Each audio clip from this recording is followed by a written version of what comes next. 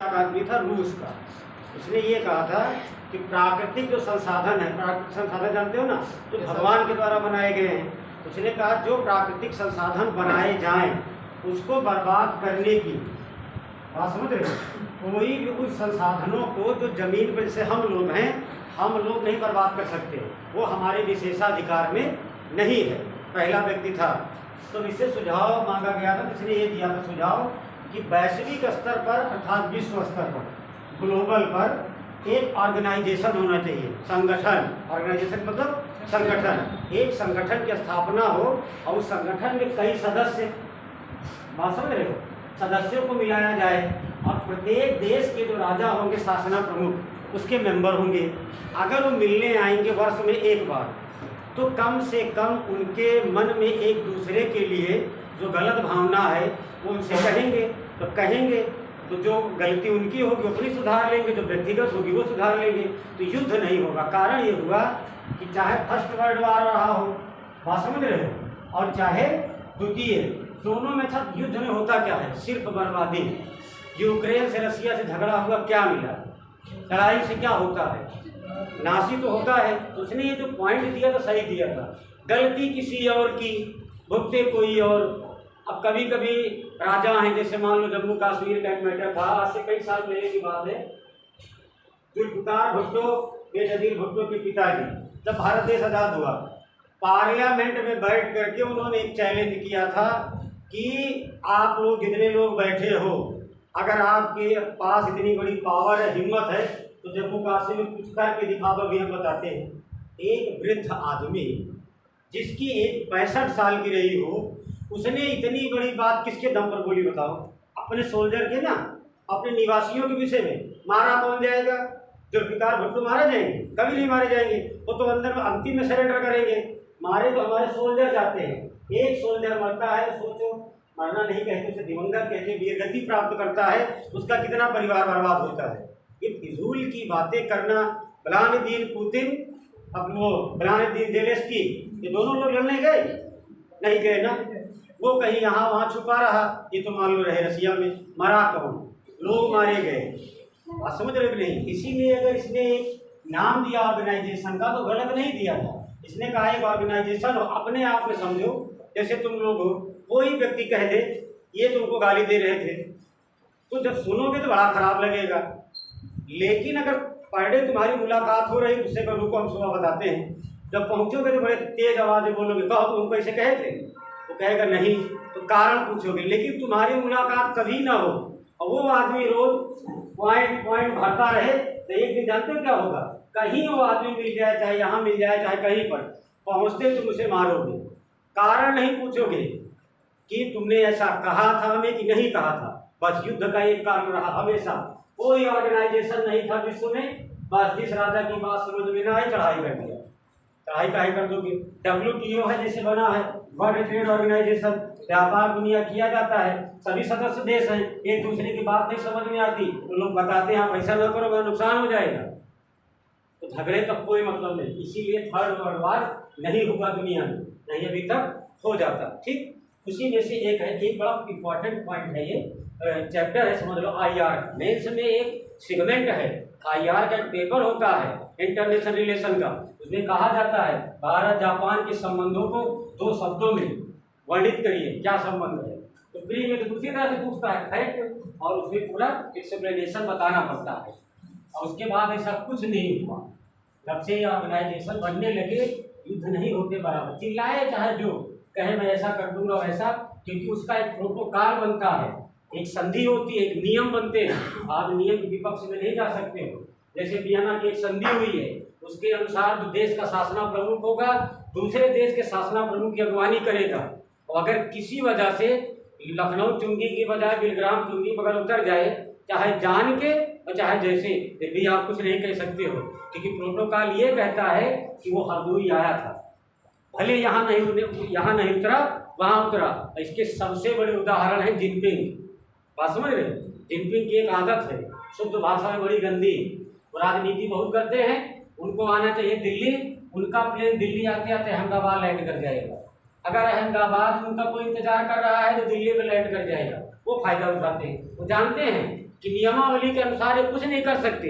इनको हमारी अगवानी करना इनकी रिस्पॉन्सिबिलिटी है, इनकी जिम्मेदारी है। और जितने दिन मैं इनके यहाँ रहूँगा पूरी सिक्योरिटी प्रदान करने के लिए ये रिस्पॉन्सिबल है। और अगर मुझे कुछ हुआ तो इसका नज़ारा चीन में मिलेगा देखने को। भाई बोलते नहीं हैं।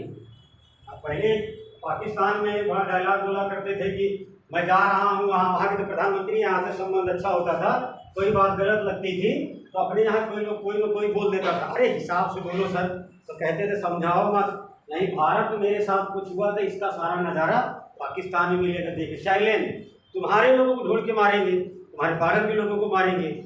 और शासक जो होता है वो पिता होता है देश का, कभी किसी तरीके से अहित नहीं चाहिएगा किसी, बात समझे कि नहीं तो संविधान के अनुसार गड़बड़ हो जाए, उसके खिलाफ भाई कार्रवाई कर दी जाएगी सुप्रीम कोर्ट के अनुसार। ठीक, तो चलो इस तरह के ऑर्गेनाइजेशन बनाए गए। तो संगठन बनने के बाद मजबूती आई, तब ज़्यादा मेल हो गया लोगों का, तो कई लोग मिलकर ऑर्गेनाइजेशन बनाए। बात समझ रहे, जैसे WTO बन गया या कोई WHO बन गया, और बन गया विप्रो बन गए, रोम में कौन सा है FAO है ना, फूड एग्रीकल्चर है ऑर्गेनाइजेशन। लेकिन इसमें कई सदस्य देश हैं। इन देशों ने ऐसा किया जिससे ज़्यादा अच्छे संबंध हो गए, वो आपस में मिल गए। जैसे आप ही लोग इतने लोग बैठे हो, 10 लोगों की एक मंडली हो, 10 में कोई 2 लोग ऐसे हो जाए जिनकी ज़्यादा जम जाए तो अलग रहने लगे वो, उनके अच्छे संबंध। इसी तरह से ये बने। जैसे भारत में क्या लिखाया हमने, जापान। भारत जापान, चलिए कोई भी ऑर्गेनाइजेशन बना, उसके सदस्य रहे दोनों लोग। लेकिन रहते रहते 1945 के बाद संबंध इतने अच्छे इनके होते चले गए कि अंत में 2006 में एक अलग संगठन नहीं बनाए, एक वार्षिक बैठक के लिए एक सहमति प्रस्तुत की है कि हम लोग अगर सार्वजनिक रूप से कहीं मिलेंगे तो मिलेंगे, वो सही है, लेकिन कम से कम एक बार हम दोनों लोग अलग मिला करेंगे। जो हमारे पास है हम तुमको दे देंगे, तुम्हारे पास जो है वो हमको दे देना। सबसे बड़ा उदाहरण सुन लो, भारत देश में बजट आया, पढ़े होंगे, ठीक है, बजट आया, बजट संभवतः पढ़ाए थे या सब पढ़ाए होंगे। बजट का मतलब क्या होता है, किसी वर्ष का लेखा जोखा। एक लाइन को समझ लो, कोई वर्ष में सरकार कितना कहाँ से खर्च करेगी और कहाँ से लाएगी, उसका तो चार्ट पेश किया जाएगा, रजिस्टर, कुल मिलाकर के एक लाइन में, उसे कहा जाता है बजट, वित्तीय वार्षिक वित्तीय विवरण। उसमें एक शब्द होता है फिस्कल पॉलिसी, पढ़े होंगे, फिस्कल पॉलिसी। फिस्कल पॉलिसी का मतलब होता है राजकोषीय नीति। राजकोषीय नीति अगर इंटरव्यू में पूछा जाए किसे कहते हैं, एक लाइन में, जब सरकार द्वारा बजट पेश किया जाता है आय और व्यय, तो पूरा विवरण बजट कहलाएगा। लेकिन इस विवरण में अगर आय कम हो और व्यय ज़्यादा हो, बात समझ रहे हो, खर्च तुम्हारे ज़्यादा हो जाए और इनकम कम हो जाए, उसे क्या कहा जाएगा, राजकोषीय नीति। मतलब इसके पूरे विवरण का राजकोषीय नीति, और वो जो खर्च और आय और व्यय का उदाहरण जो बनेगा, जो प्रस्तुत किया जाए, उसे कहा जाएगा राजकोषीय घाटा। बात समझ रहे हो, आय कम इनकम ज़्यादा, इसका विवरण प्रस्तुत करने को कहा जाएगा फिस्कल पॉलिसी, राजकोषीय नीति। ठीक है, अब कैसे किया गया, कैसे कमी आई ज़्यादा, उसकी डिफिनेशन बताने की जो बताओगे तो कहोगे राजकोषीय घाटा है। पूछा जाएगा कि दोनों क्या कहते हैं, राजकोषीय नीति, और इस नीति में है क्या, तो इनकम कम हुई है, इंटरेस्ट ज़्यादा हो, उसे क्या कहेंगे, घाटा। एक लाइन में, ये तो है इंटरव्यू वाले या उस तरह के सवाल दिए जाते हैं, वहाँ तुमसे ये थोड़ी ना पूछेंगे बहुत ज़्यादा पूरी कहानी, ये बताते हैं। जैसे ये हुआ, ठीक, उसी आधार मैंने बताया कि भारत देश के जो संबंध अच्छे हुए जापान, ठीक, एक चीज नियम है, जब भी कभी बजट आएगा तो बजट हमेशा घाटे का प्रस्तुत किया जाता है, चाहे अमेरिका हो, चाहे ब्रिटेन हो, चाहे भारत। दुनिया का ऐसा कोई देश नहीं है जो बजट को प्लस में दिखाए। उसका कारण ये होता है कि बजट जो पेश करता है शासना प्रमुख, देश का सबसे बड़ा राजा प्रधानमंत्री, उसकी रिकमेंडेशन पर जो क्या है वित्त मंत्री जो होगा, जैसे निर्मला सीतारमन जी ने प्रस्तुत किया था, तो उस शासना प्रमुख अर्थात प्रधानमंत्री को किसी भी परिवार का मुखिया माना जाता है। अब मुखिया के डिफिनेशन दी जाती है कि वो कभी सुखी नहीं रहता, अपने औलाद को पालने में, पढ़ाने, मतलब कुछ सब लालन पालन करने में उसका सब धन चला जाता है, जरूरत पड़ती है तो उधार भी ले लेता है। जो बाप, जो पिता उधार लेकर सारी संपत्ति लगा दे, अपनी कमाई लगा दे, उधार भी लेके लगा दे, बड़ा महान माना जाता है। ये परंपरागत चीजें सही है।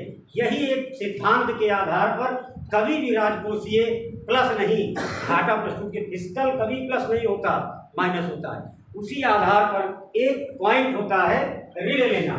जैसे भाई मान लीजिए 10,000 रुपये का प्रस्तुत किए, 10,000 करोड़ का बजट, और इनके पास 8,000 करोड़ रुपए की इनकम हुई टैक्स से, पैसा 2,000 करोड़ कहाँ से पाएंगे? ये ऑर्गेनाइजेशन जो बनते हैं इस पे डिपेंड करता है। जापान का नाम आया तो याद दिलाए।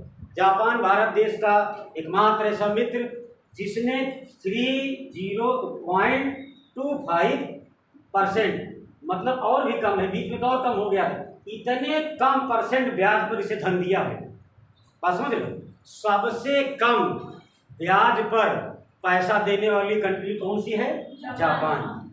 और जिसके पास जैसे मान लीजिए बहुत ज़्यादा पैसा है तो वो जानता है कि हमारे पास 1 रुपया है, ठीक है, अब 1 रुपये से बढ़ेगा नहीं, किसी को दे दिया तो 0.25% तो बढ़ रहा है ना उसका, और हमने ले लिया, और हम ऋण इसलिए लिए। बजट उसमें इकोनॉमिक्स में कहा जाता है 1 रुपये को लेकर अगर हम 1 रुपया 75 पैसा, 1.5 रुपया अगर हम बना लेते हैं तो 0.25% पर ब्याज पर पैसा लेना कोई गलत बात नहीं है।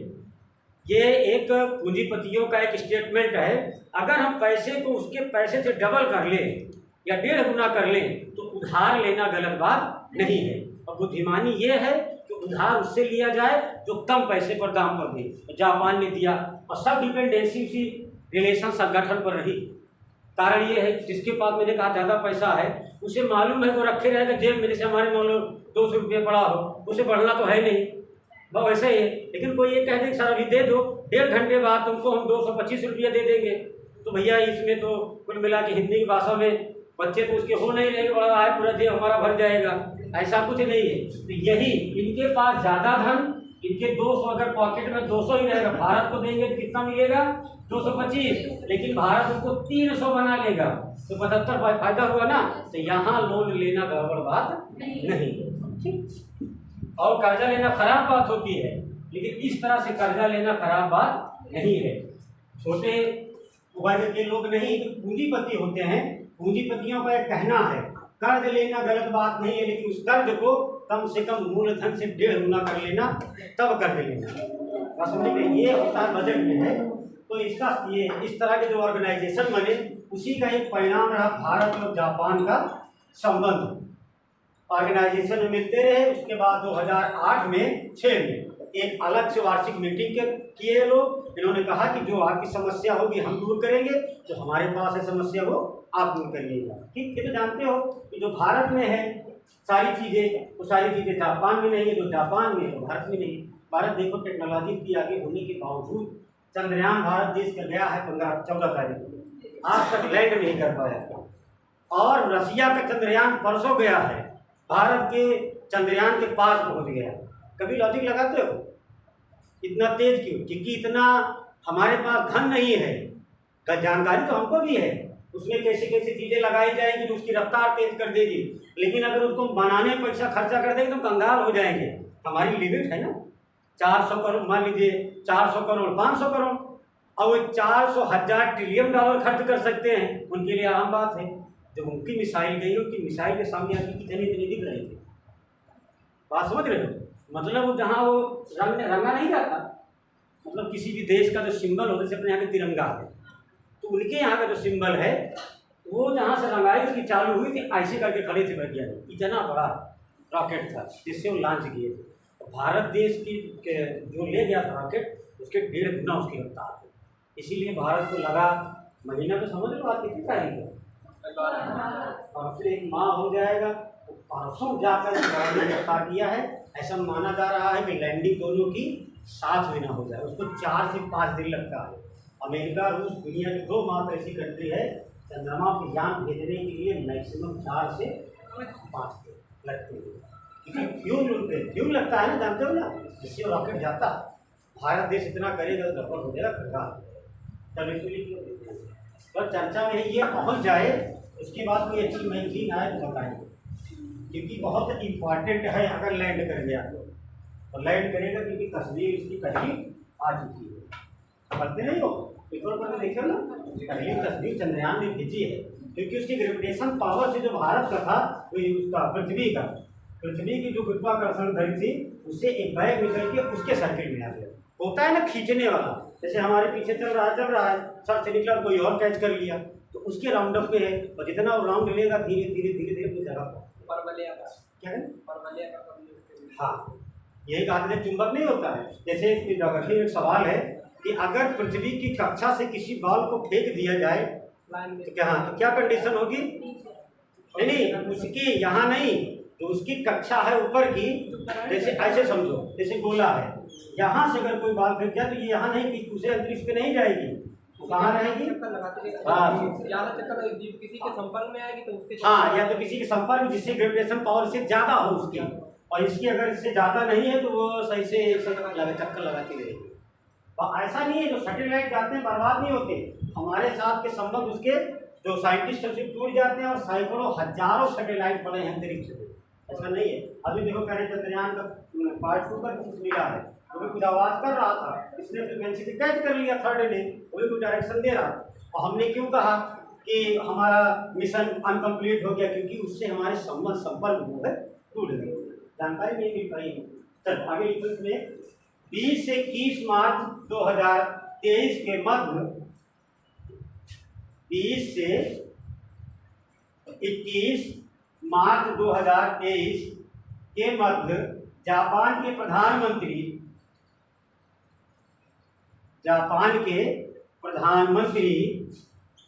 फूमियो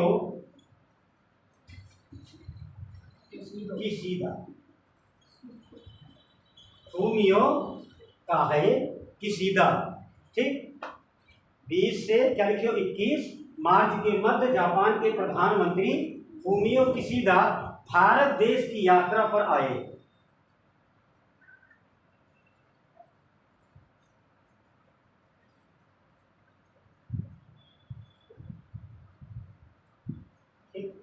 एक पॉइंट आगे लिखो, इस यात्रा के दौरान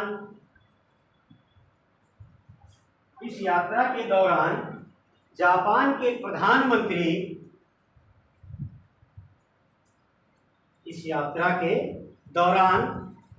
के प्रधानमंत्री तथा भारत के प्रधानमंत्री के मध्य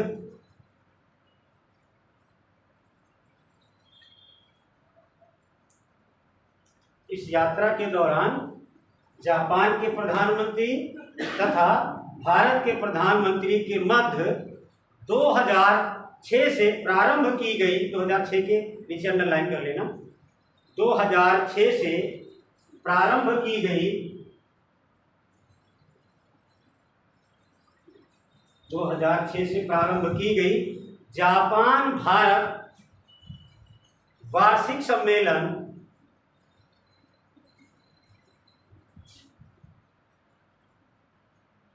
2006 से प्रारंभ की गई भारत जापान वार्षिक सम्मेलन, ठीक, फिर कामा करो, सम्मेलन जिसका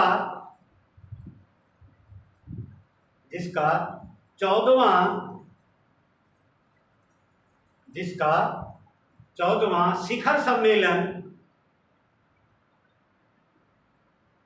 दिल्ली में आयोजित किया गया।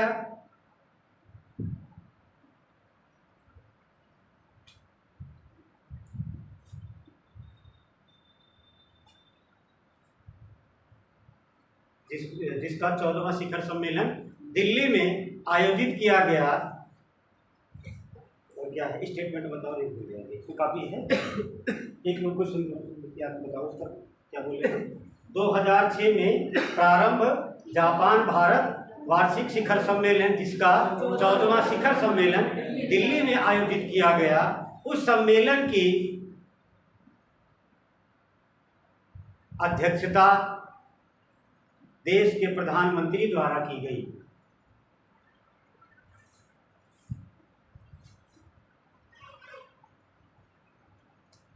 मतलब अपने देश के देश के प्रधानमंत्री द्वारा की गई। फिर आगे लिखो, इसी सम्मेलन में जापान के प्रधानमंत्री को आमंत्रित किया गया था।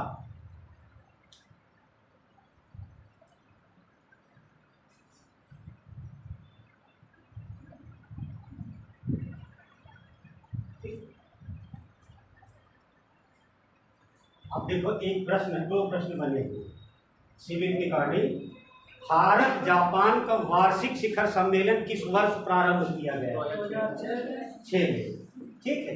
हाल ही में वार्षिक शिखर सम्मेलन अपने क्रम का कौन सा था? 14वां। इसकी मेजबानी किसको प्रदान की गई? नई दिल्ली अर्थात भारत को, है ना। भाई पूछा जा सकता है 14वां शिखर सम्मेलन हुआ कहाँ? दिल्ली में हुआ ना। तो ऐसा तो नहीं है, अब अगली बार जापान में होगा, तो डिसाइड करेंगे।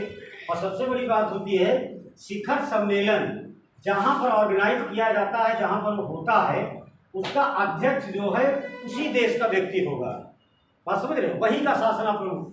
अगर रसिया में हो तो रसिया के होंगे जो राजा होंगे। राजा का मतलब जैसे वहाँ भाई प्रधानमंत्री पद नहीं है, पद है वो बनाते बिगाड़ते रहते हैं। वहाँ तो वास्तविक शासक कौन होता है? राष्ट्रपति। भारत देश में वास्तविक शासक कौन होता है? प्रधानमंत्री। यहाँ पे अध्यक्षता कौन करेंगे? प्रधानमंत्री। वहाँ वो करेगा, इनके यहाँ भी करेगा। ठीक है। चलो इसमें दो प्रश्न रहेगी। शुरुआत कब की गई? 6 में। और वर्तमान में जो कराया गया सम्मेलन वो कौन सा था? 14वां। 14वें का ऑर्गेनाइजर कौन था? भारत। और पर्टिकुलर लैंड उसका स्थान कौन सा था? नहीं दिल्ली। ठीक। अगला पॉइंट लिखो दूसरा, आगे करके। वर्ष 2022 में, वर्ष 2022 में भारत जापान राजनीतिक संबंध, भारत जापान राजनीतिक संबंध की स्थापना का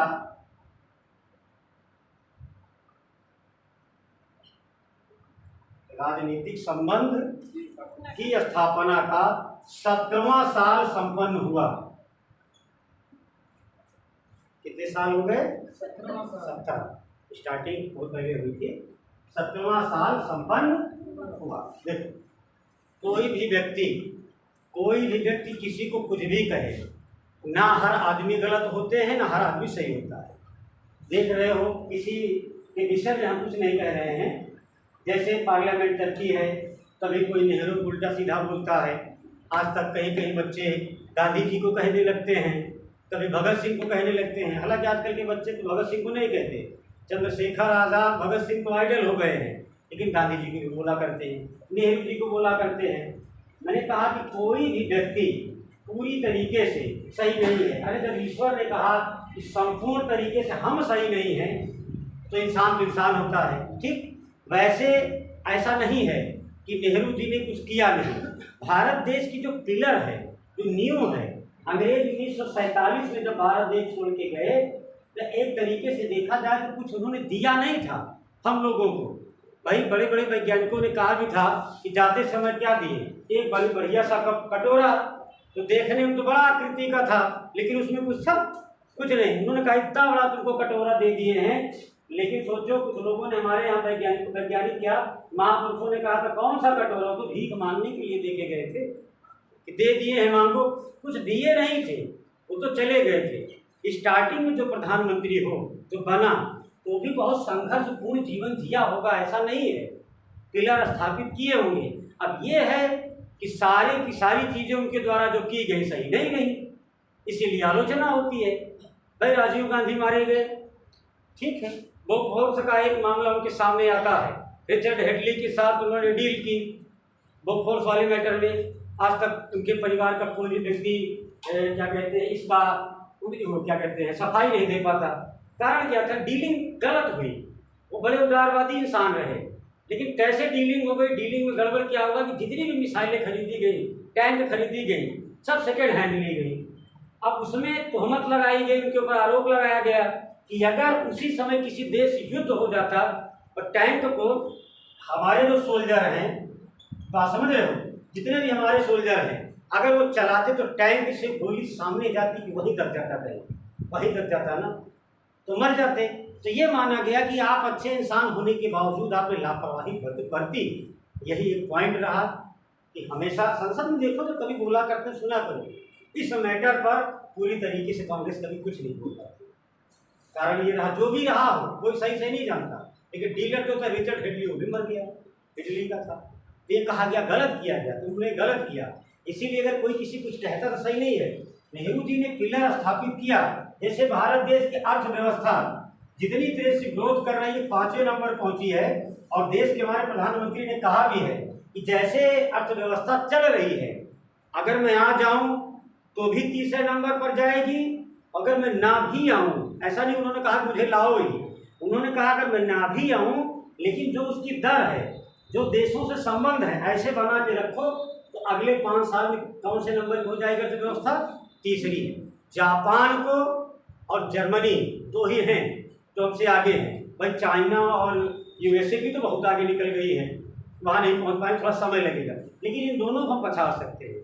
लेकिन अगर देखा जाए तो इसकी ग्राफ्टिंग यहाँ पे नहीं हुई है। इकोनॉमिकल चीज़ें बहुत पहले से चल रही हैं। अगर आज आपका सिलेक्शन हो जाए तो आज की पढ़ाई का परिणाम नहीं है आपका, आप कब से पढ़ रहे हो। कभी कभी ऐसा होगा कि उसी 150 प्रश्न में ऐसे कोई प्रश्न तुम्हें मिल जाएंगे जो कभी तुम बचपन में पढ़े रहे होगे। बात समझे कि नहीं? तो ये थोड़ी ना कहोगे कि सही कर दिए, नंबर पा गए, ईश्वर करे तुम्हारा सिलेक्शन हो जाए। लेकिन ये नहीं कह सकते हो कि अरे नहीं तो कर पड़े, नहीं। सिलेक्शन बूंद बूंद से जब तुम्हारा ज्ञान का ये जो घड़ा है तो भर जाता है, जो ओवर हो जाए और ईश्वर का भी आशीर्वाद है, तब सिलेक्शन हो जाता है। इसीलिए भारत देश अगर अर्थव्यवस्था टॉप लेवल पर पहुंची है तो वर्तमान सरकार की रिस्पॉन्सिबिलिटी है, इन्होंने उसको सही रास्ता, सही दिशा दिया। लेकिन पिलर नींव उसकी बहुत पहले पड़ी। इसीलिए पढ़े लिखे व्यक्ति हो, मतलब किसी के विषय में गलत नहीं सोचना चाहिए, खास करके पॉलिटिकल चीज़ों में तो बिल्कुल नहीं। बात समझे? ऐसे एक प्रश्न है, अभी हम आपसे कहते हैं, कभी भी किसी समाज में जाति बड़ी होती है कि आदमी? ठीक, साथ में बताए भी होंगे। इंग्लिश में कहा जाता है कि कास्ट डोमिनेंट होती है कि इंडिविजुअल पर्सन। ठीक, अगर तुमसे पूछा जाए कि वर्तमान सोसाइटी में कास्ट डोमिनेंट हो गई, प्रभुत्वशील पावरफुल हो गई कि व्यक्ति, दोनों, आप किसी एक इंसान को नहीं कह सकते हो। क्यों? देखो, वर्तमान में किसी ऐसे आदमी की सरकार हो जाए जो जाति से निम्न कोटि का हो, गलत ना समझिएगा आप लोग कि हम कह रहे हैं। जैसे मान लीजिए मायावती की सरकार है, 1 मिनट के लिए मायावती जी हरजन थी, लेकिन उनकी संसद, उनके मंत्रिमंडल में, उनकी पार्टी में या जनरल जो ब्राह्मण रहे होंगे, क्या उनको नमस्कार नहीं करते रहे होंगे? क्या उनका पैर नहीं छूते रहे होंगे? वहाँ जाति नहीं, वो व्यक्ति डोमिनेंट हुआ, उसका पद, उसका स्टेटस। ठीक, यहाँ पे बात सही हो गई कि वो डोमिनेंट हो गई। उसके बाद और ऊपर चले जाओ, जैसे मान लीजिए किसी राजा के शासनकाल को ले लो, चंद्रगुप्त मौर्य के या किसी और के। उस समय राजा पूरे राज्य का, संपूर्ण राज्य का मालिक होता था। ब्राह्मण आता था तो ब्राह्मण का पैर धुल करके और अपने से बड़ी कुर्सी पर पहली चीज तो उठ जाया करता था सिंहासन से। राजा ब्राह्मण को बैठाता था, क्योंकि ब्राह्मण 4, 5, 2, 4, 10 मिनट के लिए आता था या एक रात के लिए। उसका पैर धुलता था, उस धुले हुए पैर के जो जल होते थे उसको फिर राज्य में छिड़कवाता था अपने। फिलहाल राज्य में न पड़े तो उसके राजमहल में, क्योंकि माना जाता था कि ब्राह्मण ब्रह्मपुत्र है, उसके द्वारा दिया गया वरदान या उसके द्वारा दिया गया आशीर्वाद हमारे लिए कारगर होगा। दोनों आदमी डोमिनेट हुए। बात समझे? ये तो हम ऐसे बताए नहीं कि ऐसे में एक व्यक्ति रहे, उनका नाम था अमित श्रीनिवास, कर्नाटका के थे। उनका नाम था अमित श्रीनिवासन कहते थे, अमित श्रीनिवास। वो हमेशा कहते थे कि जातियाँ डोमिनेंट हुआ करती हैं, व्यक्ति नहीं, उनके अध्ययन में। लेकिन एस.सी. दुबे थे, श्यामचंद्र दुबे, उन्होंने कहा कि हमेशा जातियाँ ही नहीं, व्यक्ति भी डोमिनेंट होते हैं। उदाहरण इसी पॉलिटिकल चीज़ों को उन्होंने दिया था कि पॉलिटिक्स में अगर कोई राजा प्रधानमंत्री हो जाए तो कितनी उच्च कास्ट का व्यक्ति हो, उसके सामने वो नतमस्तक होता है, ये नियम है। ठीक, और जाति का उन्होंने सही कहा कि पीछे चले जाओ, जब हमारे यहाँ राजा लोग थे तो ब्राह्मण को राजा से बड़े पद पर आसीन किया जाता था। इसीलिए कभी भी इस तरह के विवादित प्रश्न आए तो अपना ब्यौरा देना कोशिश करना कि सामने वाले ने पूछा क्यों, कुछ ना कुछ इसका लॉजिक जरूर होगा। ठीक है, चलो इसमें क्या लिखे हो, 70 वर्ष हो गए। तो मैंने मतलब एक बात बताई थी, कभी किसी व्यक्ति को, घर परिवार के लोग किससे संबंध रखते हैं बात की बात है, कभी किसी भी व्यक्ति को ये नहीं कहना कि ये ज़्यादा करेंगे वो कम करेंगे, नहीं। सब आदमी अपना काम करता है। मनमोहन सिंह अपने शासनकाल में वो काम नहीं कर पाए जो करना चाहिए था, वो अर्थव्यवस्था को वहाँ नहीं पहुँचा पाए जहाँ हमारे मोदी जी ने पहुँचाया, ये सत्य है। लेकिन मनमोहन सिंह जैसा कोई भारत देश में जीवित अर्थशास्त्री नहीं है। किसी की भी सरकार हो, जब तक उनके द्वारा बजट को पढ़ा नहीं जाता, बजट पेश नहीं किया जाता, ये माना जाता है कि पूरी अर्थव्यवस्था में गलती कहाँ है, अच्छाई कहाँ है। एकमात्र जीवित आदमी है जो बता सकता है कि ये बजट भारत देश के लिए सही है या गलत है। बात समझे? पार्टी किसी की हो, वो तो उनको बना दिया गया प्रधानमंत्री, इसीलिए थोड़ा सा हाईलाइट होकर कांग्रेस के नहीं, किसी पार्टी के व्यक्ति नहीं थे, वो तो अर्थशास्त्री थे, वो तो IMF में रहा करते थे, वर्ल्ड बैंक तो नहीं, मात्र उनकी फोटो लगी हुई या इतनी चीज़ों को ड्राफ्ट किया है दुनिया के लिए। डॉक्टर मनमोहन सिंह तो हो जाएगा। आगे लिखो, क्या लिखा है इसमें? 1470वां हो गया। ठीक, आगे लिखो। वर्ष 2023 में जहां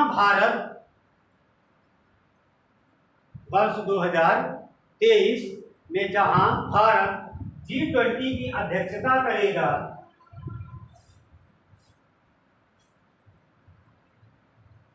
जहां भारत 2023 में G20 की अध्यक्षता करेगा, वहीं जापान भी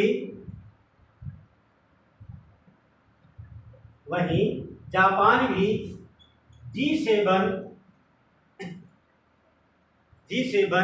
की मेजबानी करेगा। वही अध्यक्षता, मेजबानी अर्थात वही संपन्न होगा। G7 की मेजबानी करेगा। 7 देश हैं और G20 में 20 देश हैं। दोनों का नाम ही है ग्रुप्स ऑफ 20, ग्रुप्स ऑफ 7। इसमें कई कंट्रियों को रखा गया, इसमें पावरफुल कुछ कंट्रियां हैं। बात समझ रहे हो? तो अब पूछा जाए, तुमसे एक प्रश्न है, G7 का 2023 अर्थात G7 का 2023 में कहाँ आयोजन किया जाएगा? तो कहाँ पे? जापान में। G20 का जानते ही हो, भारत देश में हो रहा है। नवंबर से लेके पूरा चलेगा, पूरा वर्ष है, अंतिम समय में लेके कहाँ कराते हैं। आगे चलो, आगे लिखो, आगे लिख लो। राष्ट्र अध्यक्षों एवं शासना प्रमुखों का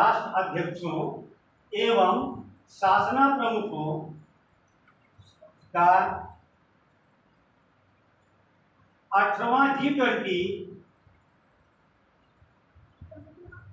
राष्ट्र अध्यक्षों एवं शासना प्रमुखों का 18वां G20 शिखर सम्मेलन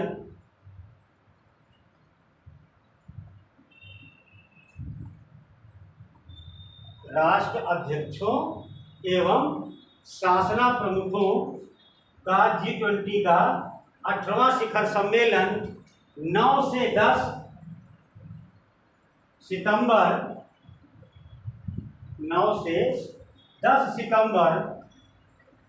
को नई दिल्ली में आयोजित किया गया। सितंबर लगा नहीं ना? हल्का लगा। किया जाएगा। हाँ, सितंबर, अभी तो अगस्त चल रहा है। किया जाएगा। ठीक, देखो एक दो शब्द हैं इसमें, एक पढ़े हो, एक लिखे हो ना, राष्ट्र अध्यक्ष, दूसरा क्या लिखे हो? शासना प्रमुख। दो शब्द हैं। दुनिया, एक बात याद रखो, सिविल की तैयारी अगर आदमी कायदे से कर ले, अच्छी तरीके से किताब पढ़ ले, किताब में जो दिया गया है, किसके द्वारा क्या दिया गया है, तो नौकरी तो भले सरकारी मान लो कोई विभाग रह ना पाए, और तैयारी के समय भी एक सामान्य इंसान उसको बेवकूफ़ बना के जा नहीं सकता। ये जान, इतना उसको ज्ञान होता है। चाहे चाणक्य के हिसाब से समझ लो कि जो बुद्धिमान व्यक्ति हो, बुद्धिमान और एक दूसरे का नाम क्या बताते हैं हम? चाणक्य ने एक ही बात कही थी कि दो ही दुनिया में इंसान होते हैं जिससे कभी बात ज़्यादा नहीं करनी चाहिए। एक बुद्धिमान आदमी बुद्धिमान आदमी अपने दिमाग से किसी भी गलत बात को सही तरीके से पेश कर ले जाएगा और तुमको मानना भी पड़ेगा। और एक बेवकूफ़ आदमी जो अपने आगे किसी की सुनेगा नहीं, जो कह रहा है वो सही है। अगर किसी मूर्ख आदमी के साथ तुम आ जाए तुम्हारे पास और सारी बात अगर मान लो तुझे पैसा ही लेने आ जाए या कुछ और चीज़ें, तो वो अपनी बात करेगा, तुम कितनी प्रॉब्लम बताओ, अंत में उठा के एक बात कहेगा, भैया मैं पैसा कर दे रहा। जबकि तुम बता रहे हो कि भी स्थिति सही नहीं है, कोई बीमार है, ये है, पूरी कहानी बता दी, सब बैठ के सुनेगा। थोड़ी देर के बाद जाने लगे, कह जाए भैया, अब भैया उनका एक डेट बता दो, माँ पैसा कर दे। कहने का मतलब ये है। कुछ लोग ऐसे गांव में भी मिलते हैं, गांव में ही ज़्यादातर है, ये ऐसा नहीं है, मेरे अक्सर है थोड़ा सा, इसीलिए समझ नहीं पाते, वो कुछ कह नहीं सकते। ऐसे वो हैं, कोई बात करो, अच्छा हाँ तू 4 अक्षर पढ़ लिया, सही बताओ थे। अब ये सब चंद्रयान जो गया है, टेक्नोलॉजी बढ़ गई है, तो कह सकते हो, अभी कभी किसी को कहो तो अभी भी तुम्हारी नज़र में मूर्ख हो। अच्छा हाँ तू बता रहे हो, वहाँ कैसे मने चला जाइए। कहने का मतलब है कि जो परंपरा है, जो हमारा जो परंपरागत जो किताबें मिली हैं, चाहे वेद हो, शास्त्र हो, उसको उपनिषद हो, उसमें बताया गया है कि ग्रह हमारे ईश्वर हैं। तो बस वही बात है, भगवान में कैसे चले जाएंगे। अभी हम बता रहे 2-3 दिन पहले की बात है।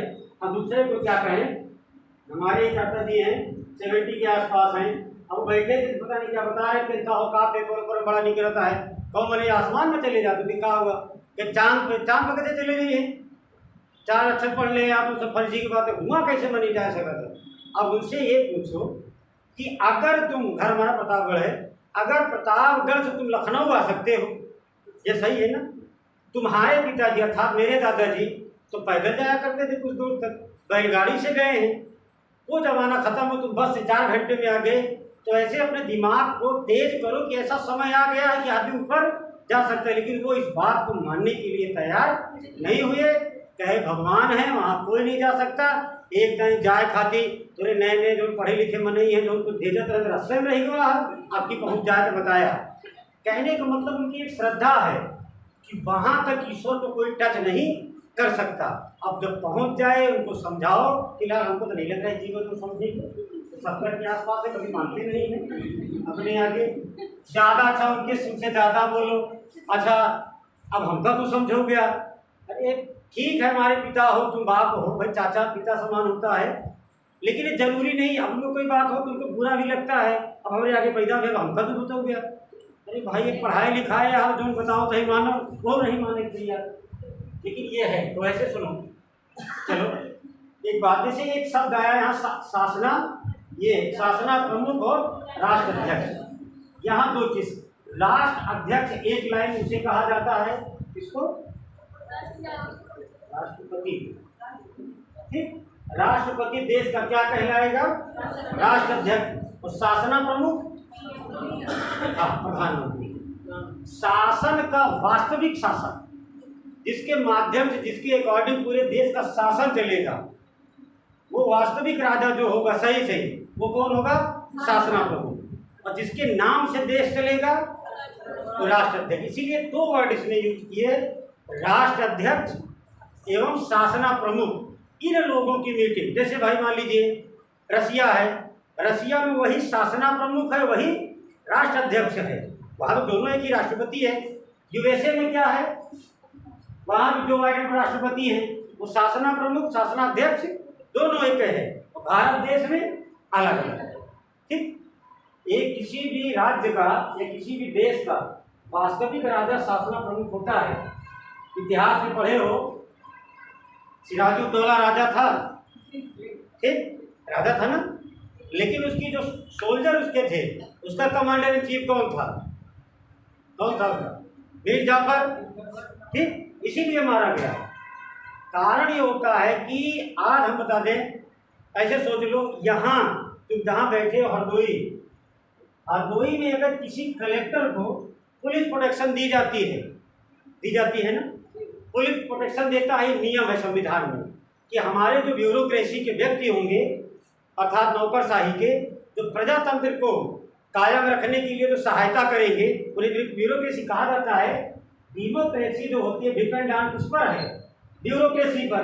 ब्यूरोक्रेसी में IAS अधिकारी होते हैं, और डेमोक्रेसी क्या है, प्रजातंत्र है, तो प्रजातंत्र डेमोक्रेसी के द्वारा चलाई जाती है। तो आईएसपी से जितने भी ऑफिसर होते हैं, इसके मेंबर होते हैं, इनको जो है जो सिक्योरिटी दी जाए, जैसे मान लीजिए मैंने कहा डिस्ट्रिक्ट कलेक्टर साहब हैं, इनको सिक्योरिटी दी गई पुलिस की, ठीक, तो पुलिस की सिक्योरिटी दी गई, लेकिन अगर पूछा जाए पुलिस का वास्तविक शासक कौन है, यहाँ का एसपी सुपरिटेंडेंट ऑफ पुलिस, अगर वो वहाँ से हेडक्वार्टर से कह दे कि डीएम साहब की सिक्योरिटी हटा लो, तो तत्काल में सिक्योरिटी हटा ली जाएगी। इसलिए कि वो जो ड्रेस पहनता है पुलिस वाला, जो उसकी नौकरी है वो एसपी के अंतर्गत निहित है, न कि डीएम साहब में है। वो बात की बात है कि डीएम साहब ट्रांसफर कर सकते हैं एसपी साहब का, उनकी शिकायत कर सकते हैं किससे, मुख्यमंत्री से, मतलब बात को समझो। तो ऐसे भी किसी भी सेना में, जैसे हमारे यहाँ जनरल होता है, जनरल के लिए एक शब्द यूज किया गया है, हालांकि ऐसा कभी हुआ नहीं है। कहा जाता है कि अगर जनरल व्यक्तिगत रूप से उसके सामने से अगर एक बार राष्ट्रपति चला जाए और किसी कारणवश अगर उसको सैल्यूट न मारे, तो राष्ट्रपति उसे कैबिनेट नहीं कर सकता, क्योंकि उसका पद इतना भारी, इतना पावरफुल माना जाता है, क्योंकि वो वास्तविक राजा होता है। किसका? फोर्स का। बात समझ रहे हो? संपूर्ण शक्तियां संविधान के अनुसार किसमें निहित है? राष्ट्रपति में। लेकिन वास्तविक शक्तियां किसमें निहित हैं? उस जनरल के अंदर। बात समझे कि नहीं? एक लाइन में समझो, आज की डेट में अगर एसपी साहब कह दें इनको गोली मार दो, तो उनका जो साइडो रहेगा सोचेगा नहीं, गोली मार देगा। क्यों? किसका वो मुलाजिम है? एसपी साहब का। जनरल सर्वोच्च सुप्रीमो क्या कहते हैं, चीफ इन कमांडर होता है। अगर वो कल कह दे कि देश के प्रधानमंत्री को गोली मार दो, तो उसके पूरे सोल्जर उसको गोली मार देंगे। इसलिए जवाब उसने ऑर्डर किया, उस जवाब को किसको देना है उन आदमियों से मतलब नहीं। उन्होंने अपने शासक का कथन, उनके द्वारा कहे गए कथनों को पूरा किया। उनका राजा कौन है? वो जनरल, वो ब्रिगेडियर, वो उनका कर्नल। वो उनको कहेगा तो उनको मार देंगे, उनको क्या जाने वो। लेकिन वो ऐसा कहेगा नहीं, क्योंकि उसको भी तो जवाब देना है कहीं पर। जवाब देने की जिम्मेदारी उनकी। मीर जाफर सेनापति था और सिराजुद्दौला राजा। वैसे शासना प्रमुख था सिराजुद्दौला, और मीर जाफर अरे वो राष्ट्र प्रमुख था स्टेट का, वो राज्य प्रमुख था सिराजुद्दौला। और वास्तविक शासक कौन होता है? वो सेना कमांडर इन चीफ जो था। इसीलिए जब उसने कहा कि आक्रमण करो, उसने ऑर्डर नहीं दिया। ऑर्डर नहीं दिया तो रॉबर्ट क्लाइव मारा, क्योंकि वो राजा के कहे थोड़ी लड़ाई करेगा। उसका सेनापति पहले कहे ना कि चलो आगे मारो, राजा का थोड़ी रखेगा। बात ये है, ठीक। ये दो शब्द था। राष्ट्र प्रमुख का मतलब राष्ट्रपति और शासना प्रमुख का मतलब शासन का वास्तविक। हालांकि तुम्हें बात बताए हैं, ठीक है, ये कभी ऐसा भारत देश में संभव नहीं है कि कोई कलेक्टर को गोली मरवा दे। जब मरवा देगा तो कैबिनेट नहीं, कैबिनेट तो हो ही जाएगा एसपी। पूरी जिंदगी फांसी की सजा तो कम हो गई भारत देश में, आजीवन कारावास हो जाएगा उसको। पागल दिवालिया घोषित करके उसकी रिकवरी करा ली जाएगी। हाँ, भाई किस आदमी को इतना बड़ा पद दे दिया जिसके पास प्रेजेंट ऑफ माइंड नहीं है? कहो कमेटी गठित कर ली जाए, उस बोर्ड से पूछा जाए किस वर्ष इसने आईएएस क्वालिफाई किया था और चेयरमैन कौन था वर्तमान में। इंटरव्यू में कौन कौन आदमी बैठे थे जो इसका माइंड नहीं पढ़ पाए? अरे हाँ, दिमाग का बताओ, इतना बेकार आदमी पूरा हार्डवेयर इसका चेयरमैन बना रखे। ये तो बात की बात मैंने बताया तुमको, यही कारण है। राजा उधर पहले काहे मारे गए? धोखे से तो मारे जाते थे। उनके सेनापति हमेशा राजा बनने की कोशिश करते थे। और पहले आदमी सेनापति बनना चाहता है, सेनापति बन जाएगा, सारी सेना उसके अंदर। राजा साहब लेटे हैं कि जरूर देखे हो, उन्हीं को कैद कर लिए। अब वो कह रहे हैं हम राजा हैं, क्या तुमसे क्या मतलब है? सेनापति ने तो कहा है ना तुम्हें मारने के लिए, हम तुम्हारे गुलाम नहीं, सेनापति के गुलाम। वो उनका मालिक होता है। आगे लिखो, क्या लिखे थे?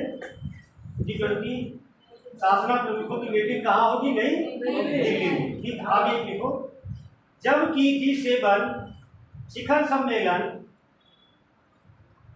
जबकि G7 शिखर सम्मेलन, जबकि G7 शिखर सम्मेलन 2023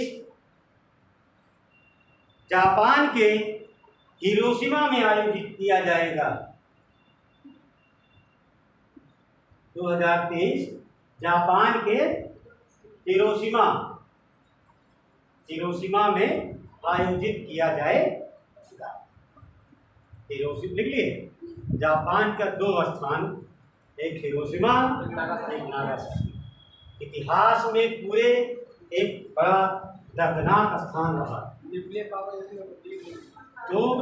6 और 9 तो ही तो था, 6 अगस्त और 9 अगस्त। नागासाकी हिरोशिमा दोनों जगह पर ऐसा यूएसए ने बम गिराया कि बेकार हो गया। जापान सिर्फ मान के चलो एक समझ लो कि क्या कहते हैं साजिश का शिकार हुआ। जापान एक ऐसा कंट्री है वो अपना काम करता है, जैसे कुछ लोग नहीं होते वो अपने काम से काम रखते हैं, दुनियादारी से नहीं। दुनियादारी से इसे मतलब नहीं था, लेकिन हिटलर के बहकावे में ऐसा गड़बड़ किया। मैं जैसे किसी कहा जाए तुम मेरा साथ दो, मैं तुम्हें मॉनिटर बना दूंगा, तुम्हें राजा बना दूंगा। अब उसके कहे में आ गए। अरे उससे पूछो कि वो तो कुछ नहीं कर पा राजा का, वो तो कुछ चपरासी नहीं बन पा रहा, तुमको क्या राजा बना देगा। यही हुआ। अंत में एक बात आ गई, बता दी। एक कंट्री जापान ऐसा बताए होंगे, दूसरी कौन सी है, तीसरी दक्षिण कोरिया।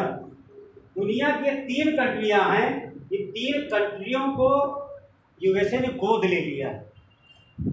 एक राजा है, करंट है इसीलिए बता दे रहे हैं, कोई डाइवर्ट होने वाली बात नहीं कि पढ़ाते पढ़ाते कुछ और पढ़ाने लगे। करंट का एक हिसाब होता है। एक उत्तरी कोरिया में एक राजा है ना, जिनके क्या नाम उसका, किम जोंग।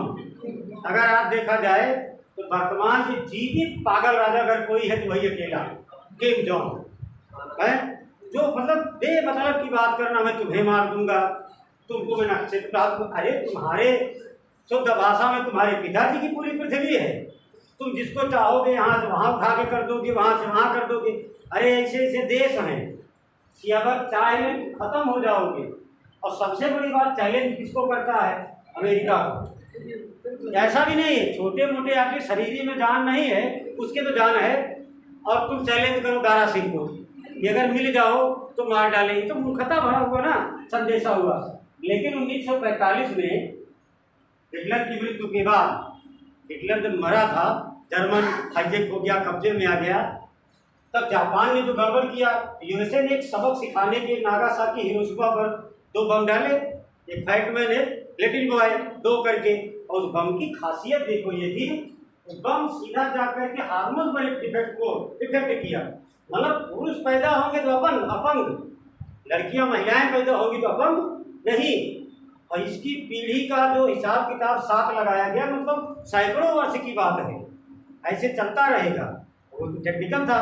कभी बड़े लोग, जैसे शेर होता है ना, उच्च लोग जो होते हैं, अगर वो कहीं से जा रहे जाने दो, सांप जा रहा है जाने दो, उंगली ना करो, पैर ना रखो, नहीं तो रोलिंग करेगा, दहाड़ेगा, तभी मर जाओगे।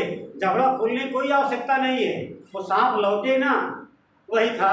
जब यूएसए अपनी तरक्की कर रहा है तो तुमको एडवर्टाइज करने की क्या आवश्यकता थी।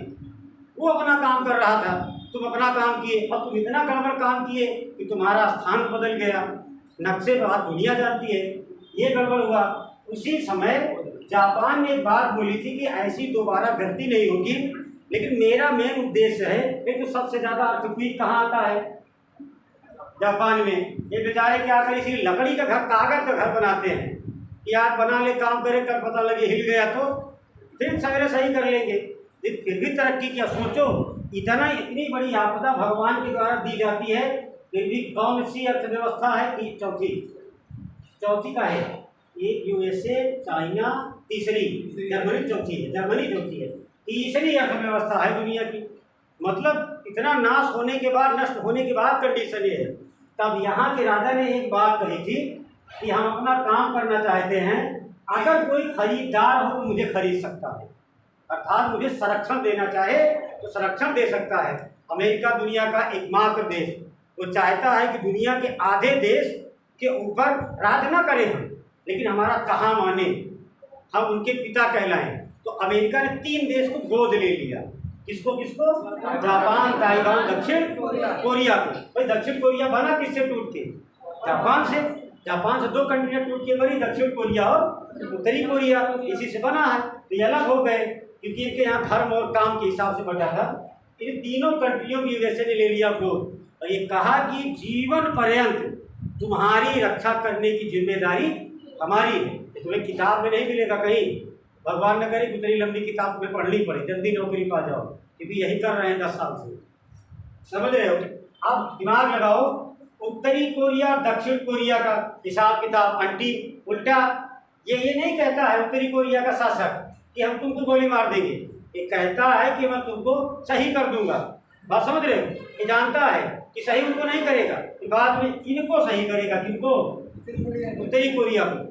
उत्तरी कोरिया को हमेशा धमकाता रहता है कि जॉन कि ठीक से रहा करो, कायदे से रहा करो, बगल वाला इलाका जो तुम्हारे यहाँ का भी मेरे में आता है ये, और जानते इंडिकेट किसको करता है? यूएसए को भड़काता है। ठीक है, यूएसए इसके ऊपर चढ़ाई नहीं कर सकता, इसको मालूम है।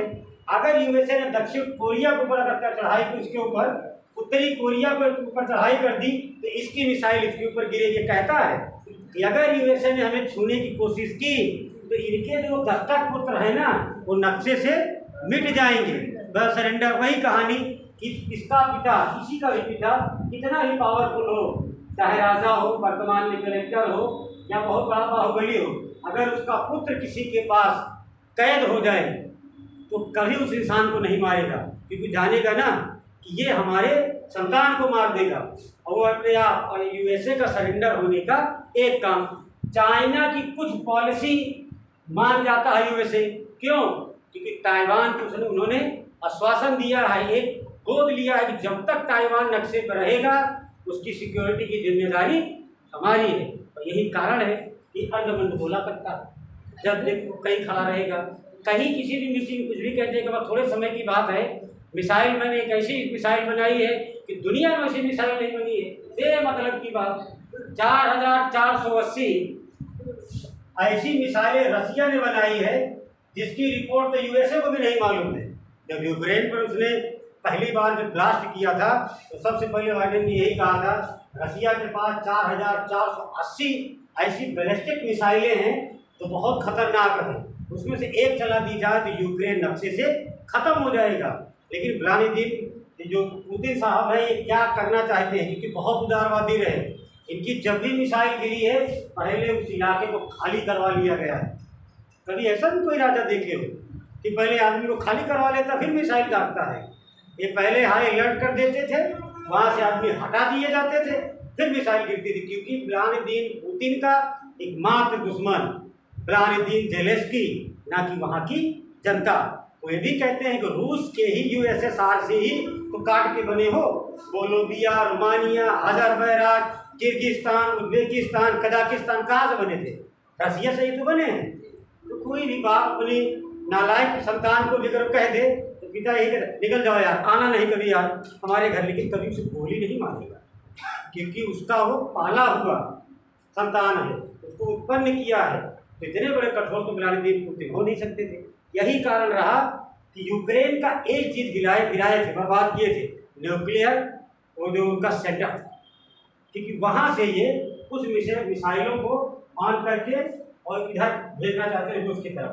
और ये व्लादिमीर पुतिन को मालूम था कि ये मिसाइल हमारे लिए बहुत छोटी बात है, लेकिन इससे नुकसान हो सकता है, वो भाग गया। और मेन कारण दुश्मनी का वही अमेरिका के पक्ष में वोटिंग करना, रूस का। भाई देखो, हमारा पिता है कहता है तुम नालायक हो गए, हमसे अलग हो गए, ठीक है, मेरे दुश्मन के घर नहीं जाओगे। बस रूस का ही कहने का मतलब है कि तुम मुझसे अलग हो गए, मैंने तुम्हें खेत में हिस्सा दे दिया, घर में दे दिया, शादी ब्याह तुम्हारा कर दिया, परिवार बसा लिए, अब क्या जरूरत है गांव के जो हमारे दुश्मन उनके यहाँ जाकर बैठने की?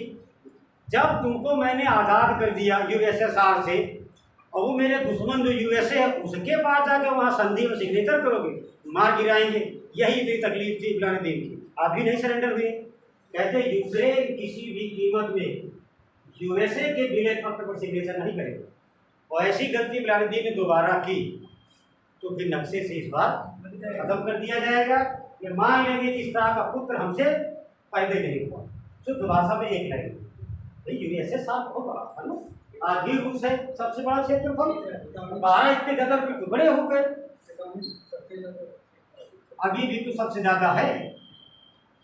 ये उसकी थोड़ा सा पेपरों पर पढ़ा करो ना, मोबाइल है उससे थोड़ा सर्च कर लिया करो, सब कहानियां हैं। अब जैसे अगर पूछा जाए जापान, ताइवान और कौन सा बताए, दक्षिण कोरिया, 3 देश के ऊपर किसका संरक्षण है? भारत के ऊपर किसका संरक्षण है? रूस का। जब भारत देश आजाद हुआ था तो पूछा गया था कि भारत देश किसके संरक्षण में रहेगा? भारत और पाकिस्तान दोनों आदमी किसके संरक्षण में आना चाहते थे? रूस के। लेकिन कारण क्या हुआ कि भारत देश ने पहले जाकर के इंडिया ने रूस की तरफ वोटिंग कर दी कि ये हमारे माई बाप होंगे। आज के बाद पाकिस्तान भी आ रहा था, लेकिन पाकिस्तान को दिक्कत किससे है? भारत से। उसने कहा अगर भारत रूस पे करेगा तो मैं इधर नहीं करूँगा, मैं किधर करूँगा? यही उसकी बर्बादी का कारण। अरे दुश्मनी हमारी तुम्हारी थी है, तुम अपना पैर काहे काट लिए? इसकी तरफ यही है। पाकिस्तान का संरक्षण किसका है? यूएसए का। भारत का? रूस का। जबकि भारत ने कहा था, राजा गोपालाचारी ने कहा था कि जिन्ना से गलत कर रहे हो, अरे हमारा तुम्हारा वैमनस्य है, तुम्हें अच्छी फैसिलिटी मिलेगी यहाँ से, ये सब राजनीतिक आदमी हैं, इनके चक्कर में ना पड़ो। कहना जिस दिशा में तुम जाओगे उस दिशा में तो बिल्कुल नहीं जाना, चाहे वहाँ नाश हो जाए। शुद्ध भाषा में वही इनका हुआ। करता क्या है? मैं तुम्हारे साथ हूँ, कहीं साथ नहीं है। कहता है मैं तुम्हारे साथ, इनसे ज़्यादा साथ इनका चीन देता है। और चीन की तो एक पॉलिसी है, कितना ज़्यादा पाकिस्तान कर्जा ले ले और कुछ दिन के बाद उसको अपने मिले। भाई करना क्या है? इतना ज़्यादा किसी को पैसा दे दो जितनी उसकी संपत्ति, घर द्वार, खेत बाड़ी उससे 2 गुना ज़्यादा, उसके बाद कैसे पैसा आप देगा? आज के आज पैसा चाहिए, कहाँ से लाएगा? तो सरेंडर कर देगा ना। बस यही तो चाहते हैं कि एक दिन वहाँ झंडा गड़ जाए। आज नहीं, चाहे 50 साल बाद देखिएगा जो कंडीशन है, एक दिन कोई चीफ इन कमांडर निकलेगा वहीं से, चाइना से, और पूरे पाकिस्तान पर राज्य करेगा। क्योंकि इनके पास कुछ है नहीं, पैसा मांगेंगे, यूएसए दिमागदार है, उसके पास जाते हैं समय लेकर इनकी मदद करता है। लेकिन वह समझता है कि भारत देश की तरक्की बहुत तेज हो गई है, इससे हमारी आवश्यकता पड़ती है। भैया इनके चक्कर में ही, पाकिस्तान वालों के चक्कर में अपना संबंध खराब नहीं करे तो डबल काम करता है। तुमसे कहेगा चोरी करो, बात समझे, मगर नरेश गए जब पकड़ ले उनको तो फिर वहाँ डिसाइड करे कि जो पार्टी मजबूत होगी, चोर मजबूत हो गया तो कहेगा क्या बात कर दो, छोड़ दो इसको। साहूकार सही हो गया तो उसको मार के भगाएगी। ये उसकी पॉलिसी है। इसीलिए तो राजा बन बैठा है पूरी दुनिया में। वास्तविक अगर तो अपने हिसाब से देखा जाए तो वास्तविक शासक कौन है? यही तो 3 कंट्री 4 कंट्रियाँ गोद लिए हैं। बताओ, कोई इतिहास उसका नहीं भाई, संख्या है नहीं, टेक्नोलॉजी इतनी ज़्यादा है। आगे पॉइंट क्या लिखे हम? G20 का शिखर सम्मेलन हिरोशिमा नागासाकी, पहले ये लिखे थे ना, अंतिम एक पॉइंट लिखो, लिख लो। इस यात्रा के दौरान वर्ष 2023 को, इस यात्रा के दौरान वर्ष 2023 को भारत जापान, इस यात्रा के दौरान वर्ष 2023 को भारत जापान पर्यटन वर्ष, भारत जापान पर्यटन वर्ष मनाने की घोषणा की गई। भारत जापान पर्यटन वर्ष मनाने की घोषणा की। ठीक, 2023 किस वर्ष के नाम से जाना जाएगा? पर्यटन वर्ष। लेकिन उसमें क्लियर करेगा यो, भारत और जापान के अकॉर्डिंग, उनके अनुसार, भारत और जापान के अनुसार 2023 को किस वर्ष के रूप में मनाने की बात कही गई है? कौन सा? पर्यटन वर्ष। ये आयोग क्लियर कर देगा। ठीक है। अगर सर यही ऑप्शन पर मिलेट होगा तो क्या करेंगे? क्या करें? अगर मिलेट ऑप्शन में रख दिया तो क्या करेंगे? क्या रखेंगे? मिलेट वर्ष इसको 2023 को घोषित किया गया है। हाँ, मैंने कहा ना कि वो कई है, बताने वाले तुमको हम 2023 को कई वर्षों के नाम से, लेकिन आयोग इतनी बड़ी गलती नहीं करेगा, वो क्लियर करेगा कि भारत और जापान के संबंधों के अनुसार 2023 वो जरूर मेंशन करेगा, फंस जाएगा ना मामला, फिर तो मामला कोर्ट में चला जाएगा। लड़के कहेंगे 2023 को तो कई वर्षों के नाम से घोषित किया गया है, वो गड़बड़ी उससे नहीं होगी। जो 50-60 साल के पेपर बनाएंगे ना,